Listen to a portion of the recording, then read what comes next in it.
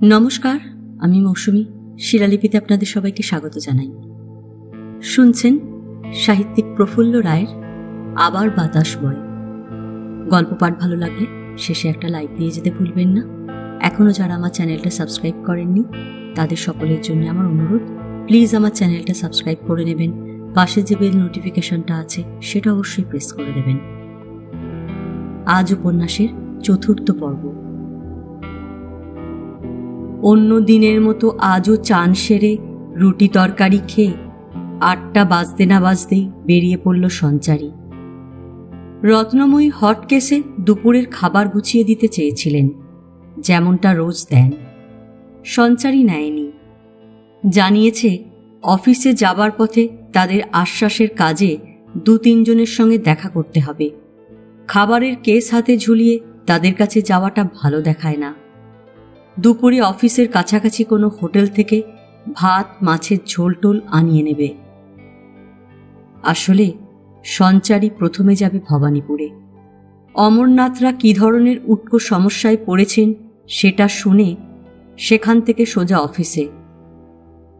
কিন্তু মাকে এসব বললে এই সকালবেলাতেই একচোট অশান্তি হবে। দিনটা তিক্তভাবে শুরু হোক তা সে একেবারেই চায় না।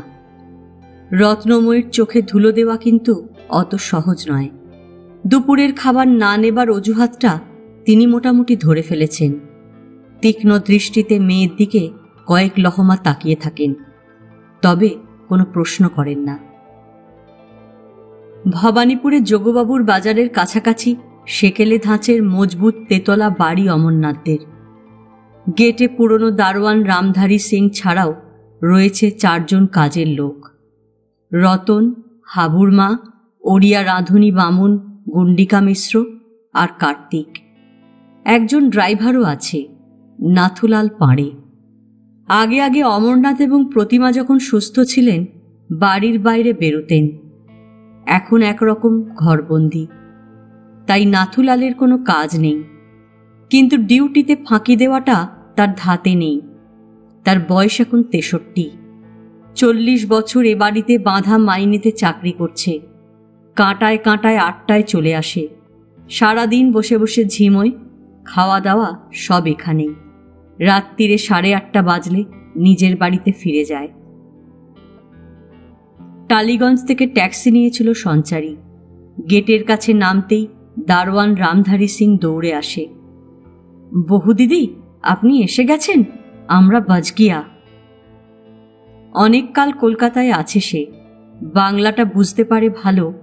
বলতে গেলে কিছু কিছু হিন্দি তার মধ্যে মিশে যায়। রামধারী জানায়, 5 রোজ আপনি এ বাড়িতে আসেননি।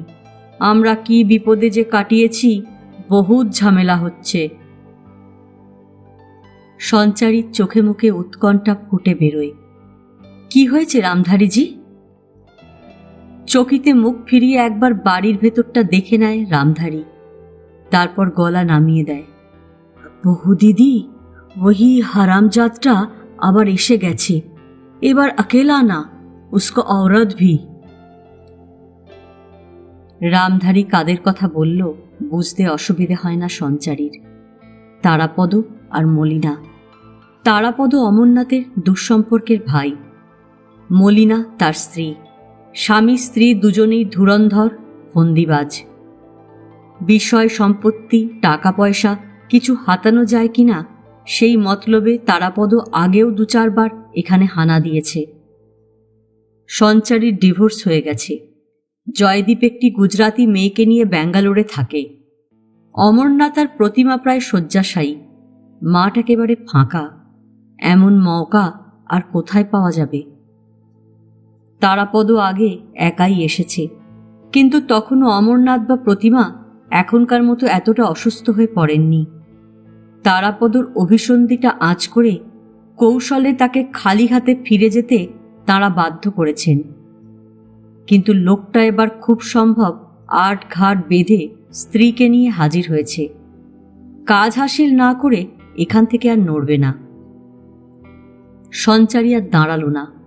গেটের পরেই ডান পাশে অনেকটা খোলা জায়গা। এক সময় সেখানে চমৎকার একখানা বাগান ছিল। অযত্নে এবং তদারকের অভাবে সব হেজে মজে গেছে। বাগানটার ওধারে অ্যাসবেস্টসের ছাউনির তলায় গ্যারাজ, সেখানে একটা অ্যাম্বাসাডার দাঁড়িয়ে আছে। ওটা যে কতকাল বাড়ির বাইরে বেরোয়নি। অমরনাথরা অসুস্থ হয়ে পড়ায় চলাফেরা একরকম বন্ধ হয়ে গেছে। তাঁরা এখন প্রায় ঘরবন্দি। অমরনাথ আর প্রতিমার বেডরুম তেতলায়। মূল বাড়িটায় ঢুকে তড়িৎ পায়ে সিঁড়ি ভাঙতে লাগলো সঞ্চারী। রাঁধুনি গুন্ডিকা মিশ্র আর হাবুর মায়ের সঙ্গে সিঁড়িতে দেখা। তারা চেঁচিয়ে চেঁচিয়ে কি যেন বলল, সেসব শুনতেই পেল না সে। আসলে অমরনাথদের সঙ্গে দেখা করে ওদের সমস্যার কথা শোনার জন্য অত্যন্ত উতলা হয়ে আছে সঞ্চারী। ওপরে উঠতে উঠতে গুন্ডিকাদের মুখোমুখি দেখে একটু আন্দাজ করা গেল সে আশায় ওরা খুবই খুশি এবং উত্তেজিত। পুরনো বাড়ি, তাই ফ্লোরগুলো খুব উঁচু উঁচু। প্রায় 60টা সিঁড়ি টপকে তেতলায় এসে হাঁপিয়ে পড়েছিল সঞ্চারী। অমরনাথদের ঘরের খোলা দরজার সামনে দাঁড়িয়ে বার কয়েক জোরে জোরে শ্বাস টানল সে। তারপর ভেতরে ঢুকে পড়ল। সেকেলে ভারী ভারী আসবাবে ঘরটা বোঝাই। মাঝখানে পাশাপাশি মেহগনি কাঠের দুটো বড় খাট। একটা খাটে অমরনাথ শুয়ে আছেন, রুগ্ন ফ্যাকাশে চেহারা। প্রতিমা শুয়েছিলেন। তাকে দেখেও বোঝা যায় নানা রোগ তাঁর শরীরে চিরস্থায়ী বাসা বেঁধেছে। প্রতিমা ধর্মর করে উঠে বসলেন। সঞ্চারী লক্ষ্য করল তাকে দেখে দুজনের শীর্ণ মুখ আলো হয়ে উঠেছে। অমরনাথ ব্যগ্রভাবে বললেন, তোমার জন্য 5টা দিন অপেক্ষা করে আছি। কি উদ্বেগের মধ্যে যে ছিলাম, মনে হচ্ছিল তুমি বোধহয় আর আসবে না, আমাদের বোধহয় ত্যাগই করলে। প্রতিমা ক্ষীণ স্বরে বললেন, 5টা দিন আমরা নরক যন্ত্রণা ভোগ করছি। একেবারে দিশেহারা হয়ে পড়েছিলাম। কি যে করব ভেবে পাচ্ছিলাম না। সঞ্চারী প্রতিমার খাটের একধারে বসতে বসতে বলল, আপনাদের তো ফোনে জানিয়েই দিয়েছি। অফিসের একটা সমস্যায় ভীষণভাবে জড়িয়ে গেছি। সকালে যেতাম, অফিস থেকে বেরুতে বেরুতে 8:30 9টা বেজে যেত। এখানে যে আসবো সময় পাচ্ছিলাম না। আশ্বাসে কোন ধরনের মেয়েদের নিয়ে তাকে কি ধরনের কাজ করতে হয় প্রাক্তন শ্বশুর শাশুড়িকে তা জানায়নি সে। অমরনাথ এবং প্রতিমা সেকেলে ধ্যান ধারণার মানুষ। ধর্ষিতা মেয়েদের কথা বললে তাঁরা বড় রকমের ধাক্কা খাবেন। ডিভোর্স হয়ে গেলেও সঞ্চারীকে তাঁরা এ বাড়িরই একজন ভাবেন। সঞ্চারী ফের বলল, কতবার যে আপনাদের এখানে আসার চেষ্টা করেছি তার ঠিক নেই। যখনই বেরুতে যাই একটা না একটা ঝঞ্ঝাট এসে হাজির হয়। অমরনাথ কি উত্তর দিতে যাচ্ছিলেন, সঞ্চারী বলে ওঠে, তারাপদবাবু আর তার স্ত্রীকে তো দেখছি না। অমরনাথ কয়েক পলক হতবাক তাকিয়ে থাকেন। তারপর জিজ্ঞেস করেন, টেলিফোনে ওদের কথা তো তোমাকে জানাইনি, খবরটা পেলে কি করে? বাড়িতে ঢোকার সঙ্গে সঙ্গে রামধারী আমাকে বলেছে। যাক, তাহলে জেনে গেছ। আস্তে মাথা নেড়ে সঞ্চারী বলে, হ্যাঁ, কি চাইছে ওরা? কি আবার টাকা, প্রপার্টির কিছু অংশ। অসুস্থ বুড়ো বুড়িরা যে কত অসহায় সেটা প্রতি মুহূর্তে টের পাচ্ছি। অর্থ বলই সব নয়, শেষ বয়সে রোগে শয্যাশায়ী হয়ে পড়লে জনবলটাও বড্ড দরকার। সে যাক, শেয়াল শকুনের মতো আমাদের ছিঁড়ে খেতে চাইছে তারাপদরা। তুমি ছাড়া সাহায্য করার কেউ নেই। আমাদের বাঁচাও মা। একটু ভেবে সঞ্চারী জিজ্ঞেস করে, তারা এখন কোথায়? কাছাকাছি কোথাও বেরিয়েছে, বলে গেছে কিছুক্ষণের মধ্যে ফিরে আসবে। সঞ্চারী বলল, বুকের ওপর ওরা এসে চেপে বসে আছে, আর আপনারা টুঁ শব্দটি করেননি। ঘাড় ধরে এই বদমাশদের বার করে দিতে পারলেন না? নীরবে দুজনের কথা শুনছিলেন প্রতিমা। এবার বললেন, আমাদের কি সেই ক্ষমতা আছে? এই জন্যেই তো 5 দিন ধরে বারবার তোমাকে আসার জন্যে ফোন করছি। আমি যখন আসতে পারছিলাম না, পুলিশকে ফোন করে তো জানাতে পারতেন, তারা এসে ওদের তাড়িয়ে দিত। অমরনাথের মুখে মলিন একটু হাসি ফোটে। থানায় ফোন করতে সাহস হয়নি। পুলিশ সম্বন্ধে কাগজে রোজই কিছু না কিছু বেরোয়, সব করাপ্ট হয়ে গেছে। টাকা খাইয়ে তারাপদরা তাদের হাত করে রেখেছে কিনা কে জানে। ফোন করে হয়তো মহা ফ্যাসাদ ডেকে আনব। একদিকে তারাপদরা, অন্যদিকে পুলিশ, জাতি কলে পড়ে প্রাণটাই বেরিয়ে যাবে। হ্যারাস করে করে ওরা আমাদের অতিষ্ঠ করে তুলবে। এ বয়সে সে হয়রানি সহ্য করার শক্তি আমাদের নেই। সঞ্চারী বলল, পুলিশের সবাই ডিসঅনেস্ট, ঘুষখোর, তাই কখনো হয়? অনেক সৎ অফিসার থেকে অর্ডিনারি কনস্টেবলও এই ডিপার্টমেন্টে রয়েছে। বিপদে আপদে তারা মানুষের পাশে দাঁড়ায়, সাহায্য করে।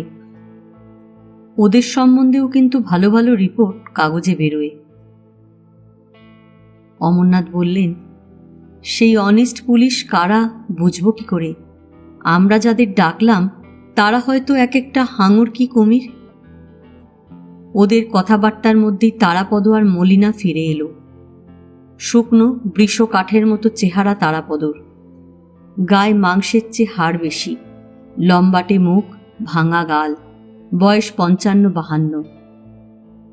পাঁশুটে রঙের পাতলা চুলের মাঝ বরাবর স্মৃতি, গর্তে ঢোকানো গোলাকার চোখে ধূর্ত চাউনি, পরনে মালকোচা মারা ধুতি আর হাঁটু অবধি ঝুলের ফুল শার্ট। দেখা মাত্র টের পাওয়া যায় ধরিবাজ লোক। মলিনার চেহারাটা গোলগাল, আহ্লাদি পুতুলের মতো। 45-46-এর মতো বয়স, বেশ ফর্সা রং, ভরাট মুখে অপার সারল্য মাখানো। দেখে মনে হয় না ভাজা মাছটি উল্টে খেতে জানেন। পরনে জমকালো টাঙ্গাইল শাড়ি, নাকে হীরের নাকছাবি, গলায় চওড়া তেঁতুল পাতা হার, হাতে গোছা গোছা চুড়ি। বাইরে থেকে বোঝার উপায় নেই তার ভেতর বিষকুম্ভ লুকোনো রয়েছে কিনা। সঞ্চারীকে দেখে চোখের তারা দুটো কয়েক লহমা স্থির হয়ে রইল তারাপদর। ওরা খুব ভালো করেই চেনে তাকে। সঞ্চারীকে এখানে দেখতে পাবে ভাবতেই পারেনি তারাপদ। তাকিয়ে থাকতে থাকতে কপালে ভাঁজ পড়তে লাগলো তার। তুমি এ বাড়িতে?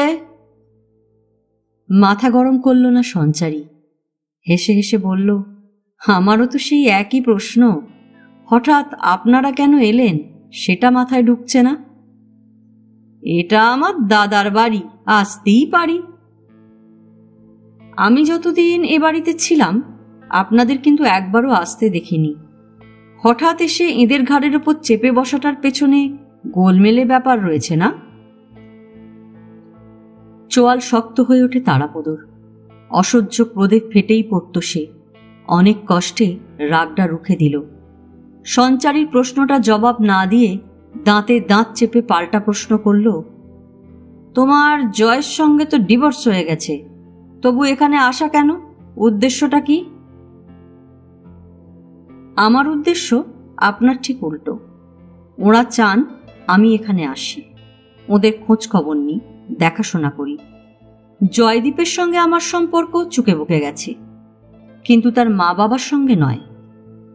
বলে একটু থামে সঞ্চারী, তারপর ফের শুরু করে, আরও একটা কারণে আমাকে এখানে আসতে হয়।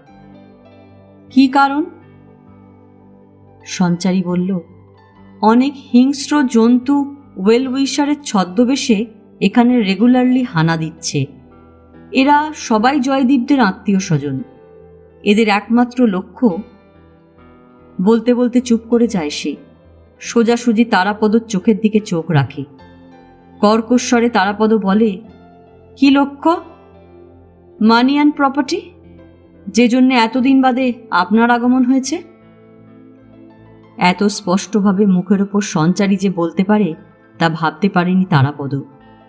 প্রথমটা থতিয়ে গেল সে। অমরনাথের দিকে তাকিয়ে বলল, শুনছেন দাদা, শুনছেন এই উটকো মহিলাটি কি বলছে? সঞ্চারী এ বাড়িতে আসায় অমরনাথ এবং প্রতিমা হারানো মনোবল অনেকটাই ফিরে পেয়েছিলেন। অমরনাথ বললেন, উটকো হতে যাবে কেন? ওকে আমরা নিজেদের ফ্যামিলিরই একজন মনে করি। পৃথিবীর সবাই জানে আমার ছেলে লম্পট, দুশ্চরিত্র। সে আমাদের ছেড়ে চলে গেছে, কিন্তু ওকেই আমরা আঁকড়ে ধরে আছি। ও না থাকলে আমরা কবেই শেষ হয়ে যেতাম। এতক্ষণ একটি কথাও বলেনি মলিনা। তার চোখ মুখ থেকে নিষ্পাপ সারল্যের আবরণটা লহমায় খসে গেল। মেয়ে মানুষটির ভেতর একটা বিষধর সাপিনী লুকিয়েছিল, সেটা বেরিয়ে এসে ফনা তুলল। জয়ের সঙ্গে ডিভোর্স হওয়ার পরও এই মেয়েটি আপনাদের ফ্যামিলির মেম্বার? এমন আশ্চর্য সম্পর্কের কথা আমরা শুনিনি। কেউ কখনো শুনেছে বলেও মনে হয় না। অমরনাথ বললেন, ডিভোর্সটা হয়েছে জয়ের সঙ্গে। আমাদের সঙ্গে সম্পর্কটা ঠিক আগের মতোই আছে। তার কথা যেন শুনতেই পেল না মলিনা। হিংস্র ভঙ্গিতে সঞ্চারীর দিকে ঘুরে দাঁড়িয়ে তীব্র কটু গলায় বিষ উগড়ে দিতে লাগল। খুব তো গলা বাজিয়ে বললে আমরা টাকা আর প্রপার্টির লোভে এখানে হানা দিয়েছি। একটা কথার জবাব দাও তো চাঁদ বদনী, তুমি কোন মতলবে বিবাহ বিচ্ছেদের পরও আগেকার শ্বশুর শাশুড়ির সঙ্গে যোগাযোগ রেখে চলেছ? ভুরু নাচাতে নাচাতে বলে যায়, বলো বলো, মনের কথাটা বলে ফেলো। সত্যিই তোমার নজর এবাড়ির টাকা আর সম্পত্তির দিকে নেই? আমার ভাসুর ঠাকুরদের জন্য যা করছো সব নিঃস্বার্থভাবে, তাই না? তোমার মতো মহীয়সী নারীর কথা আগে কখনো শুনিনি বাপু। অমরনাথ ক্ষিপ্ত হয়ে ওঠেন, গলার স্বর চড়িয়ে চিৎকার করতে থাকেন, খবরদার, বৌমাকে অপমান করে একটি কথাও বলবে না। তাঁর চেঁচামেচি গ্রাহ্যই করে না মলিনা। সঞ্চারীর দিকে আঙুল তুলে নাচাতে নাচাতে বলে, কি হলো, চুপ করে রইলে যে? অভিসন্ধিটা ধরে ফেলেছি তো। বিদ্রুপে তার ঠোঁট দুটো বেঁকে যায়। সারা শরীরের রক্ত মাথায় উঠে এসেছিল সঞ্চারীর। একটা বড় রকমের বিস্ফোরণ ঘটে যেত। দাঁতে দাঁত চেপে নিজেকে সামলে নিল। আপনাকে 1 ঘন্টা সময় দিচ্ছি। তার মধ্যে যা যা সঙ্গে করে এনেছিলেন সব গুছিয়ে এই বাড়ি ছেড়ে চলে যান। এবার তারাপদ গর্জে ওঠে, পাজি বজ্জাত মেয়ে ছেলে, তোমার হুকুমে আমরা চলে যাব? হুলুস্থুল বাদিয়ে বিশ্রী নোংরা পরিবেশ সৃষ্টি করা সঞ্চারীর স্বভাবে নেই। শান্ত কিন্তু দৃঢ় স্বরে সে বলে, আমি বাংলা ভাষাতেই বলছি, বুঝতে কি আপনাদের অসুবিধা হচ্ছে? মলিনা ওপাশ থেকে প্রায় ঝাঁপিয়ে পড়ে, আমরা যাব না, দেখি তুই কি করতে পারিস। সঞ্চারী জবাব দেয় না। তার কাঁধ থেকে লেডিস ব্যাগ ঝুলছিল, সেটা খুলে মোবাইল বার করে লোকাল থানার ওসি দীপঙ্কর পালিতকে ধরে ফেলল। জয়দীপের সঙ্গে যখন তুমুল অশান্তি চলছে, এই অফিসারটির সঙ্গে তার আলাপ হয়েছিল। বেশ কয়েকবার তখন সঞ্চারীকে থানায় ছুটতে হয়েছে। আজকাল সাধারণ মানুষ পারতপক্ষে পুলিশের ধারের কাছে ঘেঁষতে চায় না।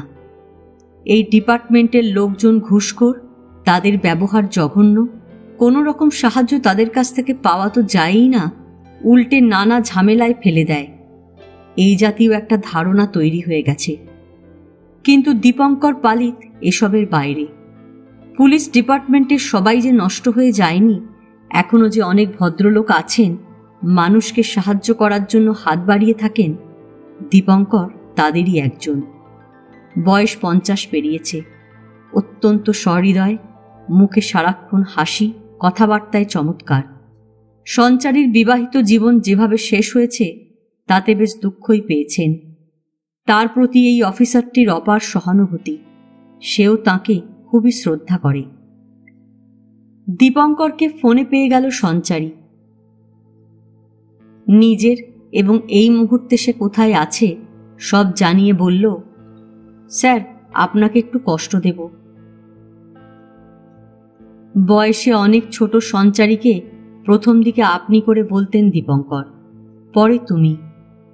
ডিভোর্সের পরও অমরনাথ এবং প্রতিমার সঙ্গে সম্পর্কটা এখন কীরকম, তাঁরা সঞ্চারীর ওপর কতখানি নির্ভর করেন, এই মেয়েটির ওপর তাঁদের কতটা আস্থা, সবই জানেন দীপঙ্কর। হালকা গলায় জবাব দিলেন, কষ্ট আবার কি, I am always at your service. একটু থেমে কি ভেবে জিজ্ঞেস করলেন, কি করতে হবে বলো? আপনাকে এখনই এ বাড়িতে একবার আসতে হবে। জানি আপনি ভীষণ ব্যস্ত মানুষ, হয়তো এই মোমেন্টে কোনো ঝঞ্ঝাট সামলাতে হচ্ছে, তবু এখানে আসাটা ভীষণ আর্জেন্ট। আমি আপনার জন্য ওয়েট করছি। সঞ্চারীর কণ্ঠস্বরে এমন কিছু ছিল যাতে চকিত হয়ে ওঠেন Dipankar. Anything serious? Very serious. আমি এক্ষুনি আসছি। মিনিট 15 মধ্যে দীপঙ্কর পৌঁছে গেলেন। অমরনাথদের বেডরুমের সঞ্চারিত রয়েছেই, তারাপদ এবং মলিনাও আছে। খুব সম্ভব এ বাড়ির বিবাহ বিচ্ছিন্ন বধূটির দৌড়টা কতদূর সেটাই ওরা দেখতে চাইছিল। দীপঙ্করকে বেডরুমেরই একটা সোফায় বসিয়ে তারাপদ আর তার স্ত্রীর সম্পর্কে সমস্ত কিছু জানিয়ে সঞ্চারী বলল, এরা আমার শ্বশুর শাশুড়ির দুঃসম্পর্কের আত্মীয়, উড়ে এসে জুড়ে বসেছে।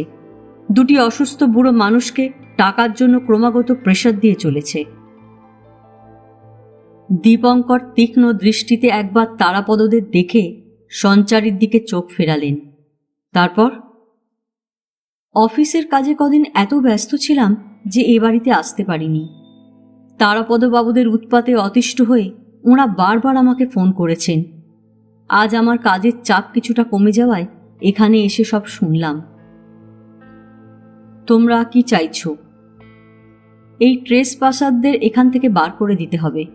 ওদের 1 ঘন্টা সময় দিয়েছি, but they refuse to leave. এখানেই ঘাঁটি গেড়ে থাকতে চাইছে। দীপঙ্করের চোখ অমরনাথদের দিকে ঘুরে গেল। এটা কি ঠিক?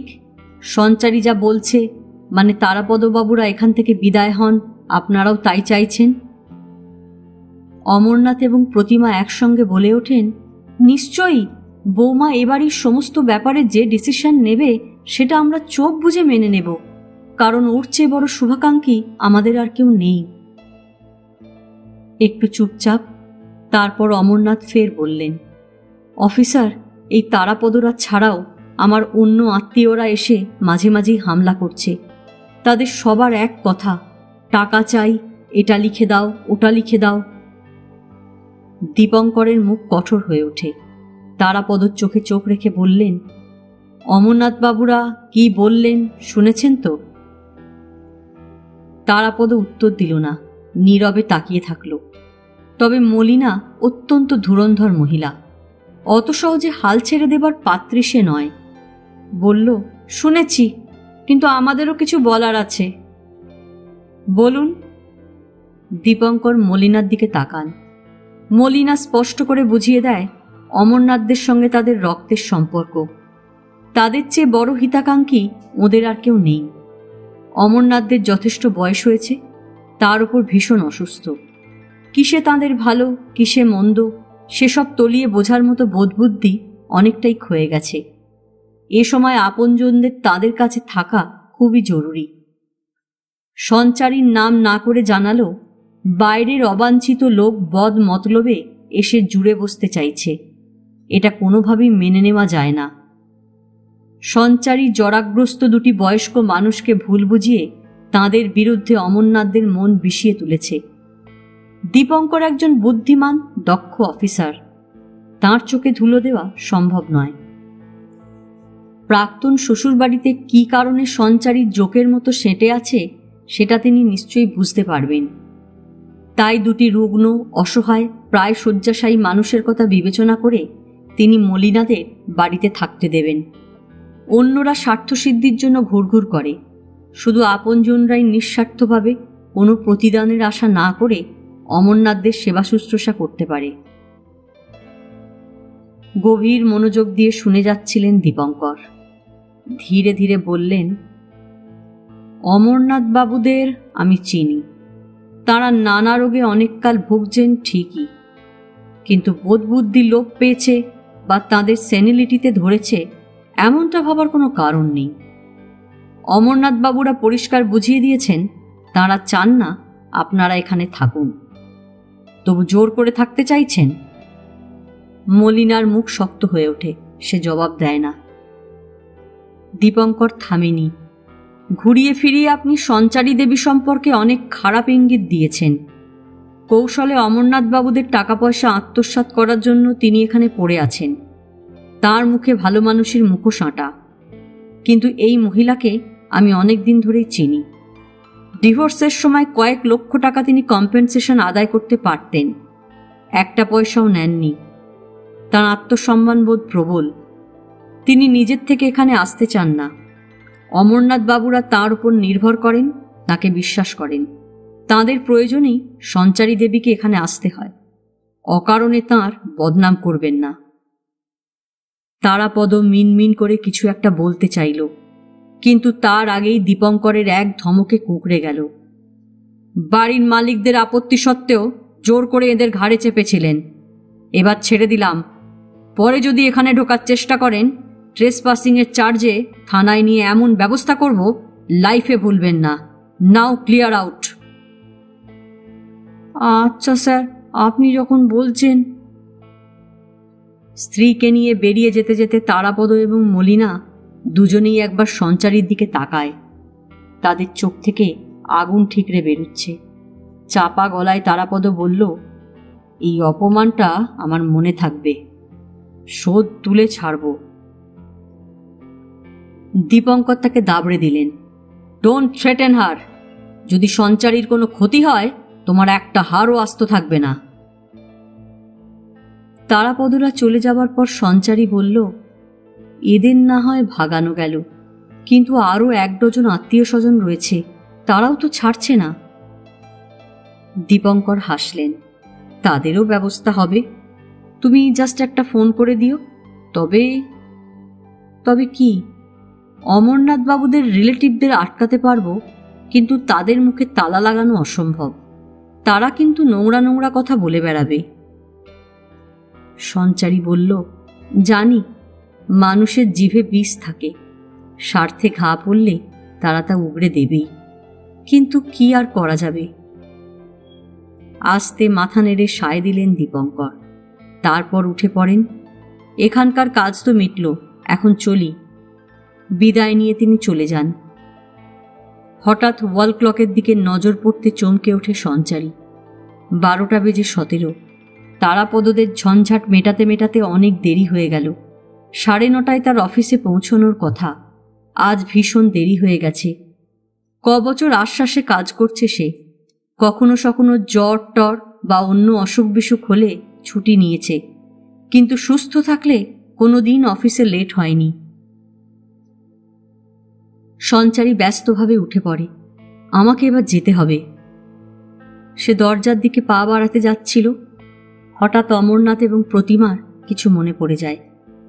প্রতিমা তার স্বামীকে বললেন, বৌমাকে সেই কথাটা তো বলা হলো না। ও হ্যাঁ হ্যাঁ। অমরনাথের চোখে মুখে রীতিমতো চাঞ্চল্য ফুটে ওঠে। সঞ্চারীকে বললেন, আর মিনিট 10 বসে যাও, দরকারি কিছু কথা আছে। তারাপদ এবং মলিনা যে সমস্যা সৃষ্টি করেছিল তা কেটে গেছে। তারপরও কি প্রয়োজন থাকতে পারে আন্দাজ করতে পারে না সঞ্চারী। সে অবাক হলো ঠিকই, কিন্তু কোনো প্রশ্ন করল না। ফের বসে পড়ল। অমরনাথ বললেন, তুমি তো সারাক্ষণ এ বাড়িতে থাকো না। তারাপদদের মতো বজ্জাত আত্মীয় স্বজন আমাদের যে আরও অনেকই রয়েছে সেটা তোমার ভালো করেই জানা। এরা সহজে আমাদের ছাড়বে না। যতই ওসি ভরসা দিন, ওরা উৎপাত করবেই। এই ওসি ভদ্রলোক মিস্টার পালিত যে চিরকাল এখানকার থানায় থাকবেন তার তো ঠিক নেই। ওকে হয়তো ট্রান্সফার করে দেওয়া হলো। ওর জায়গায় যিনি এলেন তিনি যে ওর মতোই হবেন জোর দিয়ে কি বলা যায়? আমি কি বলতে চাইছি নিশ্চয়ই বুঝতে পারছো। অবশ্যই বুঝতে পেরেছে সঞ্চারী। নতুন ওসি যিনি আসবেন তিনি সহৃদয় সহানুভূতিশীল নাও হতে পারেন। হয়তো লোকটা হবে ঘুষখোর, তার ব্যবহার হবে খুবই খারাপ, তার কাছ থেকে কোনো রকম সাহায্যই পাওয়া যাবে না। আস্তে আস্তে মাথা নাড়ে সঞ্চারী। হ্যাঁ, তাই তোমার শাশুড়ি মা আর আমি আত্মীয়দের উৎপাত থেকে বাঁচার জন্য একটা উপায় বার করেছি। উৎসুক দৃষ্টিতে তাকিয়ে থাকে সঞ্চারী। এবার প্রতিমা বললেন, তোমাকে একটা অনুরোধ করব, না বলতে পারবে না কিন্তু। স্ত্রীর কথায় সায় দিলেন অমরনাথ। সামান্য অস্বস্তি বোধ করে সঞ্চারী।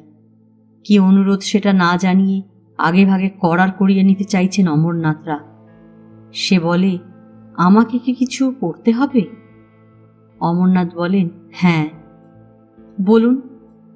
আমরা তোমাকে একটা জিনিস দিতে চাই, সেটা তুমি নেবে, নিতেই হবে। বিস্ময়ের মাত্রাটা অনেকখানি বেড়ে যায় সঞ্চারীর। বলে, জিনিসটা কি না শুনে বলতে বলতে থেমে যায়। তুমি তো জানো, এই বাড়িটা ছাড়া আমাদের আরও যে 3টি বাড়ি আছে, সেগুলো থেকে প্রচুর ভাড়া পাই। আমাদের ভালোই চলে যায়। তাছাড়াও ব্যাংকে রয়েছে কয়েক লাখ টাকা, ধরো 40 লাখের মতো। সেগুলো লং টার্মে ফিক্সড ডিপোজিট করা আছে। আমরা কোনো ইন্টারেস্ট তুলি না, দরকার হয় না। ওগুলো সুদে বাড়ছে। এই টাকা থেকে 30 লাখ তোমার নামে করে দিতে চাই। সঞ্চারী প্রথমটা স্তম্ভিত। ঠিক শুনছে তো? পরক্ষণে তার সারা শরীরে বিদ্যুৎ প্রবাহ খেলে যায়। বলে, কি বলছেন আপনারা? অমরনাথ এবং প্রতিমা দুজনে মিলে তাকে বোঝাতে থাকেন, বাড়িগুলো আপাতত তাঁদের নামেই থাকবে। সেগুলো কাকে বা কাদের দিয়ে যাবেন ভেবে চিনতে পরে উইল করবেন। দুশ্চরিত্র বদ ছেলেকে বাড়িগুলো লিখে দিলে তার কি গতি হবে সেটা তাঁদের ভালোই জানা আছে। পূর্বপুরুষের এইসব সম্পত্তি ওদের মৃত্যুর পর খুব বেশি দিন থাকবে না। জয়দীপ সেসব বেচে টেচে দেবে।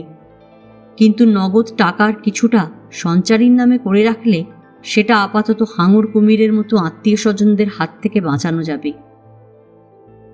সঞ্চারীর মাথা ঘুরছিল। বলল, দেখুন, টাকা পয়সা বা প্রপার্টির লোভে আমি আপনাদের এখানে আসি না। আপনারা অসুস্থ, সারা বছরই নানা রোগে ভোগেন।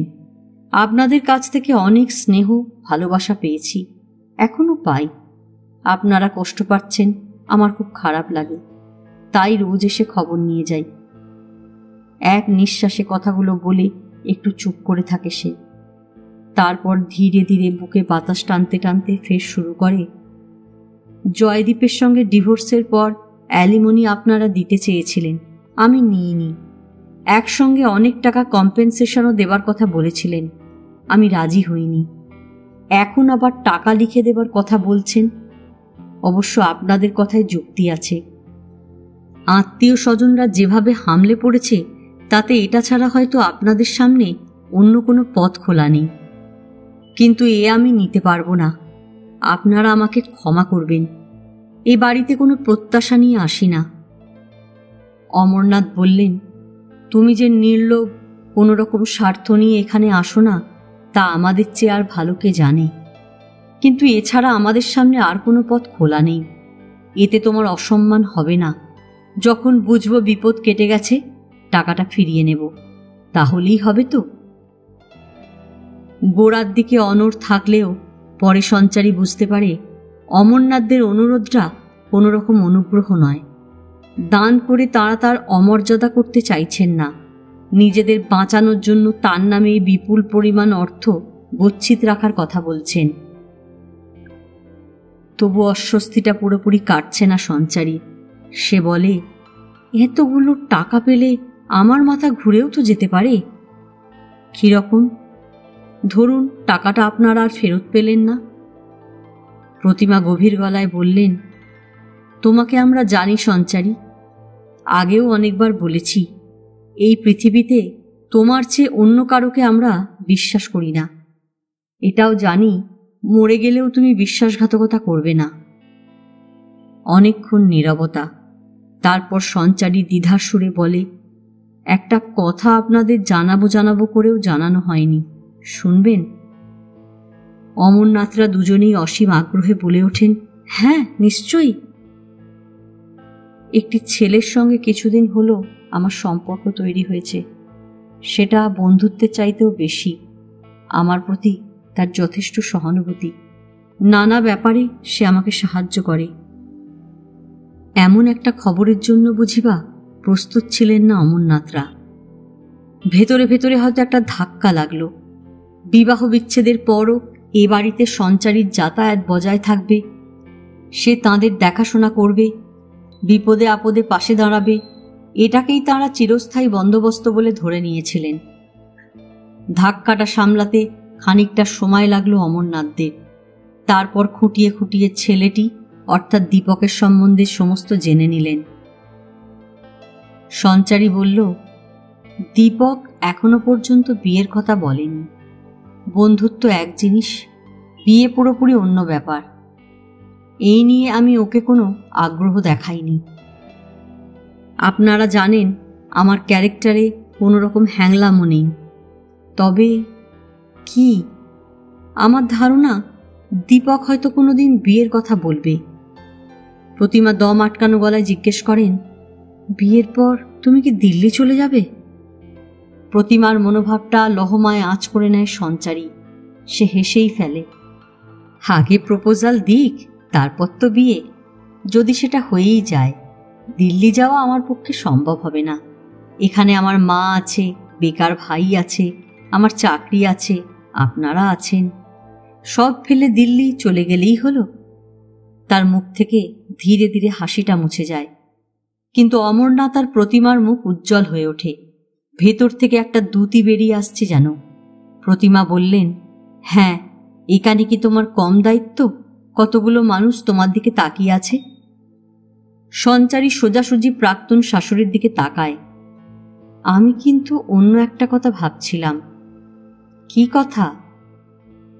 ধরুন বিয়েটা হলো, আমি দিল্লি গেলাম না, এখানেই থাকলাম, কিন্তু আপনাদের টাকাটা আমার নামে রয়ে গেল। এদিকে যে মানুষটা আমার জীবনে এসেছে, অতগুলো টাকার ব্যাপারে তারও তো লোভ হতে পারে। অমরনাথ হেসে হেসে বললেন, আবার সেই বিশ্বাসের কথাটা উঠছে। আমরা জানি তোমার মতো মেয়ে তাকে লোভী হতে দেবে না। তারপর অমরনাথদের কত যে আস্থা, সঞ্চারী অভিভূত হয়ে যায়। তবু বলে, কিন্তু একটা সমস্যাও যে থেকে যাচ্ছে। কিসের সমস্যা?